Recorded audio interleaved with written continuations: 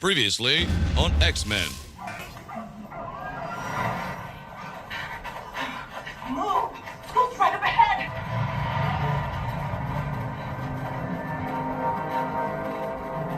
It's over there!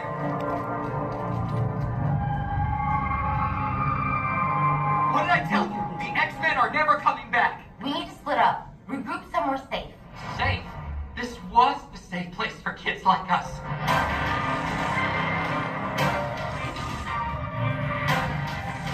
Something or someone yanked the X-Men through time. Scattered across the past and the future.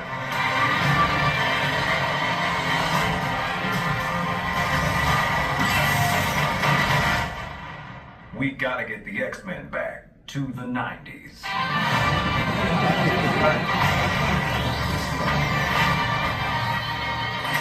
I'm back.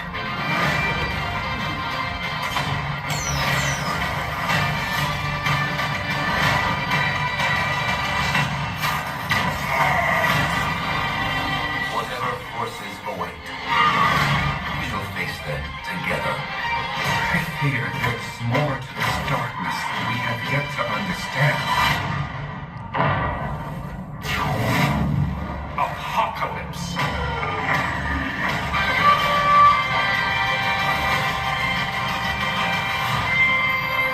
Digital video discs. I prefer Laserdisc. Welcome back, everyone. It's Charlie. There's a brand new Marvel X-Men 97 Season 2 trailer, so we will break it all down. There's a bunch of new footage, Easter eggs, and new characters they're bringing from the comics. So if you're brand new to the channel, I will be doing weekly episode videos like I did for Season 1. Be sure to subscribe to get everything. Between this and Avengers Doomsday, it is going to be a really good year for X-Men fans. It's going to be eating really good. Most of the trailer is dedicated to setting up the central mystery of the season and Apocalypse as the main villain across 3 different time periods, so the season is basically hyping up the rise of Apocalypse over thousands of years into the distant future eventually. When he was relatively young in ancient Egypt, going by his En-Saba-Nur name, would the X-Men meet him in the past? Love the way Beast ended Season 1, even though the way Professor X and the rest of the X-Men ended that moment when they met Apocalypse in the past, they didn't immediately connect the dots that was the Apocalypse they knew from the future. Oh dear. I think the idea is they're treating that like a mystery, like Professor X gets visions across the trailer where he sees distant apocalypse, like post-apocalyptic events happening in the future, and he says there's something larger at play. I think the idea is that they learn that Apocalypse is that person that they see in the past. Then at some point after at least the first couple of episodes, Bishop finds them in the past and rescues them because we see him in the Bishop in the past with those X-Men in ancient Egypt.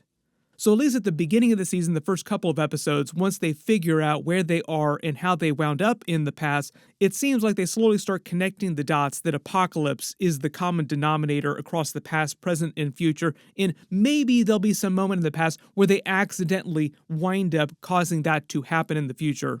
Maybe something that they do to Kang in the past helps lead to Apocalypse rising in the future, so they're partially responsible for the really terrible WTF stuff that happens by the distant future where Cyclops and Jean Grey wind up. This is what happens when you mess with the timeline.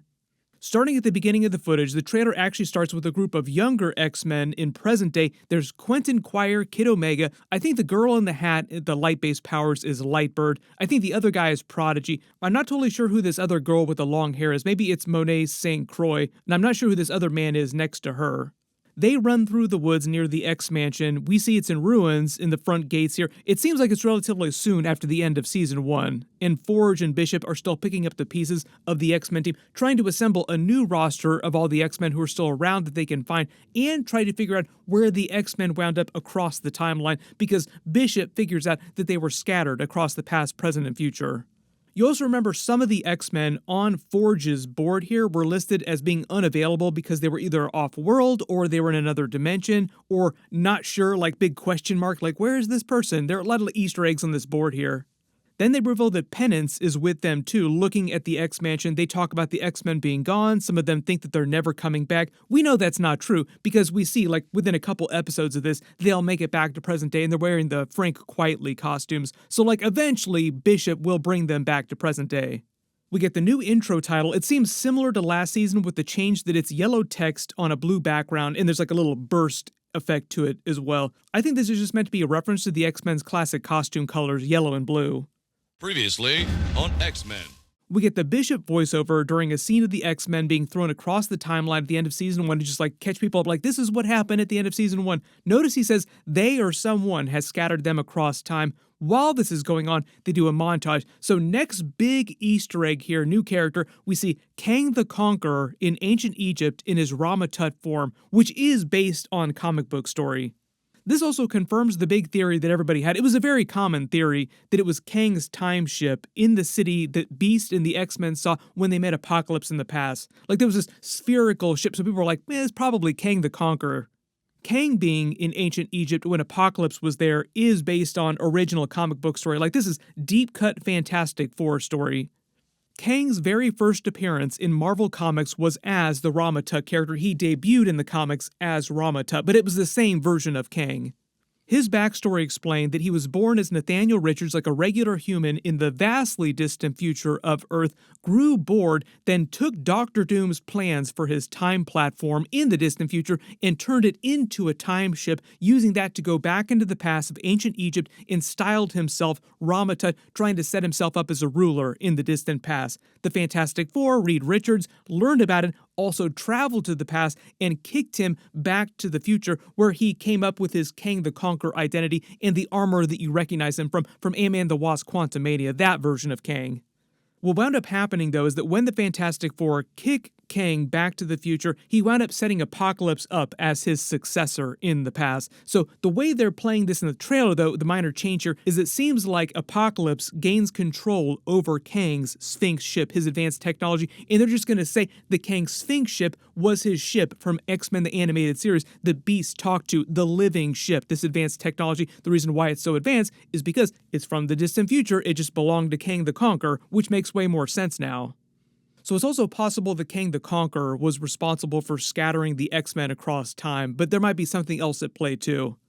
In the comics, Apocalypse also eventually makes a bargain with the Celestials, so his armor and a lot of his tech are Celestial tech. And notice when Kang is manipulating a lot of his technology here, the symbols look like Celestial tech from the Eternals movie in the MCU live-action movies. Also, similar to Kang's tech during Ant-Man the Wasp Quantumania, it would make sense that Kang in the distant future would also be using Celestial tech in some way.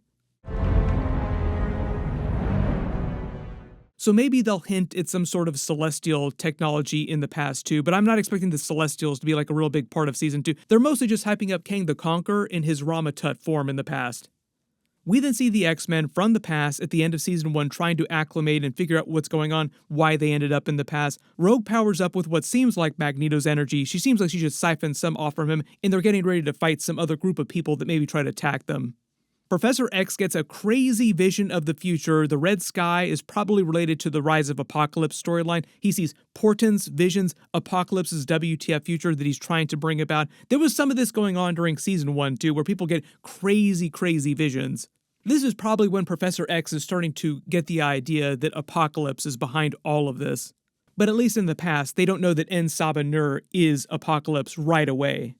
We see a shot of Kang's Sphinx ship. It changes into Apocalypse's base in the distant future where Cyclops and Jean Grey were sent, which is why I think they're implying that in the distant past in ancient Egypt, Apocalypse gains control of Kang's Sphinx ship because of something the X-Men do in the past.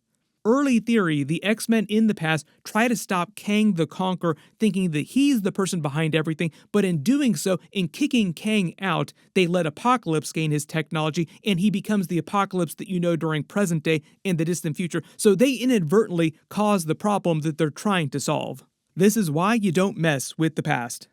We see a shot of Cyclops and Jean Grey with their son Cable, Nathan, when he was a child. He was raised in the distant future during this time period. This is accurate to the comics. They then fight Apocalypse's forces together as a family. Vin Diesel would be proud.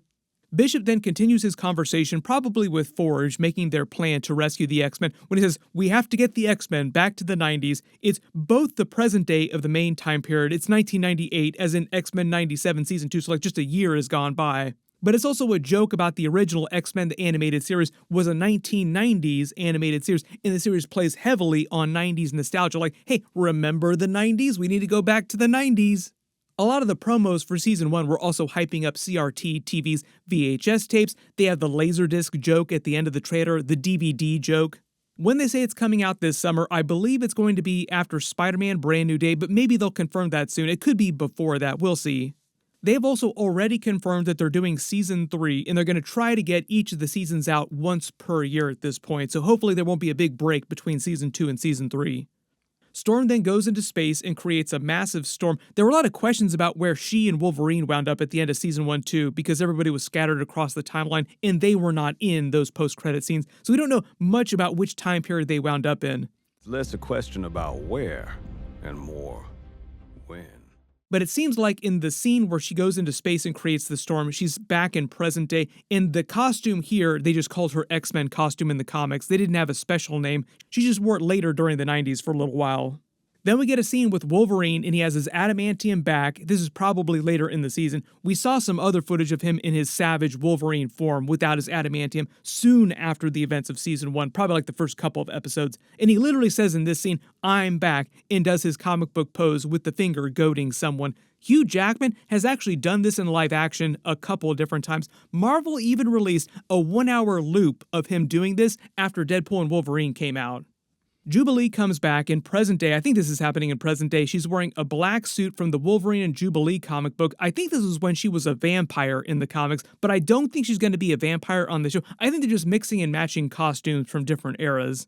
Pretty much everybody wears at least like 2 or 3 different costumes during Season 2, it seems like, based on this footage. They kind of did that during Season 1 too, where there were a couple different costume changes. There's a new scene of Sunspot in his X-Men costume. He's on the team in a bigger way in Season 2. Angel is back, but he's still in his Archangel form because of the way his story left off at the end of X-Men the Animated Series. He was on Forge's chart of available mutants at the end of Season 1, so they were looking to bring him back on the team to fill their roster holes. You also remember that Apocalypse is like the big villain of Season 2, and he really, really hates Apocalypse. We see the scene of Forge going back to ancient Egypt, finding the X-Men there, probably brings them back to present day sort of after this. I'm assuming this is in the first couple of episodes. Jean Grey and Cyclops, they're then in present day now. She makes those psionic Wolverine claws to deflect Cyclops' optic blasts in a wider area to take down a big group of people. Very, very cool use of powers here. And they're wearing the Frank Quietly costumes. We get a scene of Omega Red, who is back. We saw him during Season 1 briefly. We see Adult Cable coming back. Then we get a conversation between Magneto and Professor X. They're still in ancient Egypt, and he says whatever forces await will face them together, and they have a montage of different teams and time periods. I'm assuming the conversation happens relatively early, like Episode 1, Episode 2. We get a scene of Magneto's other daughter, Polaris. Neve Campbell is supposed to be playing her if rumors are to be believed. She's with Kid Omega, Penance, a couple other younger mutants. I can't quite tell who they are. She's probably protecting them during a fight. We see X-Factor. It seems like they're a bigger team during Season 2, like more active during Season 2. We saw them a couple times in Season 1. The big change here, though, is that Valerie Cooper, of all people, is leading the team. She was one of the people who turned against Bastion during Season 1 and said Magneto was right about everything. So it makes sense that she'd be on Team Mutant this time. But here's the thing. There were so many theories during Season 1 that she was actually secretly Mystique in disguise all season and maybe was serving Apocalypse's greater goals. So she's got some secret mission that's going on maybe. And maybe the reason why we haven't seen Mystique during Season 1 or Season 2 footage at all so far is because she's actually Valerie Cooper in disguise and we've been watching Mystique this whole time. That just feels like a very Mystique kind of thing to do. Like, oh, I've been in front of your face this whole time. You just haven't realized it. And I'm also serving some greater goal that Apocalypse is trying to bring about, some long-term plan that he has. My first attempted time travel, fate, in its infinite wisdom, threw me off course into this. Not totally clear who Rogue and Nightcrawler are fighting here in the distant past. This still seems like ancient Egypt. I'm assuming this group of people they're fighting serve Kang because he's the one ruling in this era when they first show up. We get a scene of all the X-Men in present day again later in the season, it seems like, after they come back to present day in the Frank Quietly costumes, fighting someone together, or some of them are in Frank Quietly costumes, not everybody. Professor X says, I fear there's more to the story, a darkness we have yet to understand. In the darkness, as they imply from the rest of the footage, is Apocalypse, enacting his long-term plan to conquer the world over thousands of years, past, present, and future. Grand long-term goal, long play. And the X-Men are only seeing parts of it during different time periods. And by like the middle or maybe like later in the season, they finally put all the dots together like, oh, it's Apocalypse this whole time that's responsible for all this stuff. He then experiences another post-apocalyptic vision, make all the puns possible, more apocalypse stuff. We then see Apocalypse in present day in his celestial armor, and this beam in the fortress is in the distant future because they reveal his form in the distant future, like how he's evolved in the distant future, then in present day again, then in the past again, denoted by the different eyes. Then they have that joke in the post-credit scene in the trailer. Of course, the trailer would have its own post-credit scene. It's from Marvel. It seems like Lady Deathstrike, Sabretooth, Morph, Wolverine, maybe somebody else here too, is finding someone's records of a whole bunch of mutants and other superpowered people in somebody's basement here. And we get that great Laserdisc joke, even though during the actual 90s, my dad never owned an actual Laserdisc player. He was a big CD person, and they were big on DVDs when DVDs came around in the late 90s, but never Laserdisc for some reason. Maybe they just thought it was too expensive and too niche. But the other joke here is that all the information are on DVDs. That's why Morph says digital video discs. That's what the acronym stands for. But the idea is that DVDs started to become very common in the late 90s and early 2000s, competing with Laserdisc because they were superior technology. You could store more information on DVDs, so they became very cheap very fast. These are all the names we can see on the DVDs: Ajax, Aurora, Phantom X, Wolverine, Silver Fox. Then the number 18 in Roman numerals is marked over in blood. That might be a reference to an obscure Marvel character, or it could be an Iron Man armor designation, because Iron Man is canon to X-Men the 97. We saw him during Season 1. There's Cyborg, Mastodon, Winter Soldier, who we didn't see previously in the series, so he's now canon to this universe. Then a really big Easter egg here too. Weapon 6 is actually Luke Cage from the Weapons Plus program, so Luke Cage is now canon to X-Men 97. We've been seeing all the footage of him during Daredevil Born Again Season 2 in live action. He's going to be a bigger part of all the Defenders stuff they're doing in Daredevil Born Again Season 3, which they're filming right now. Defenders Assemble! There's I'm assuming that might be an Ant-Man reference, Garrison Kane, Sabretooth, Mutant Zero is actually Typhoid Mary, and the other one after her is cut off, so I can't quite read the name. You can let me know if you think you can read it in the comments. We also find out that Lady Deathstrike is a huge Laserdisc fan, a woman of culture, but also I think the reference here is that because she's from Japan originally, she's Yuriko, Laserdisc was way bigger in Japan, so it makes sense that she would prefer it over DVD. So video discs. I prefer Laserdisc.